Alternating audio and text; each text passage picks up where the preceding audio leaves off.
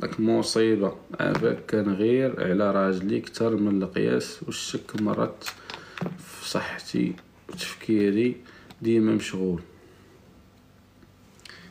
هذا وهي النصيحة اللي كنقول لك طبقيها على الراجل ملي كتخلي ليه تفكيره ديما مشغول كيعيش بحال هاد اللحقة ديال اللي عايشة ايمان. دابا ايمان ما كاينه حتى حاجه، راجلها تبارك الله ياك، هي كتشوف راسها قل منه، ما عندهاش الثقه في راسها. هذا هو الاساس اللي كاين، هو ودي الكلب. زيد ما عطيكش الثقه في راسك. اتصلتي ليا هذاك الراجل عندك قسما عظما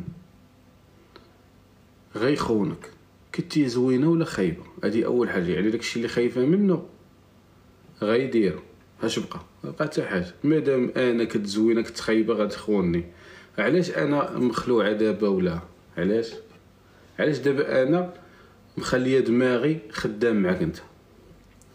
انت دابا جالسه في الدار وساد عليك فادك، هو خارج داخل خارج لابس خالي القهوه جاي من القهوه غادي يعدمو. انت دابا ضروري خاصك تخرجي من القوقعه ديال الدار باي طريقه. ملي غتخرجي للقوقعه من الدار وغتبداي تقادي في رويسك شويه، نفس الاحساس غيولي عندو، غيقول هادي هملتها ولا شي حاجه شتا ولات هكا الدور بجنامه طن طن.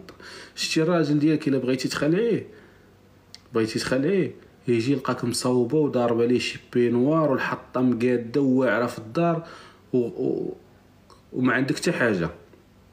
ديما لا لابس هادشي بحال ويلي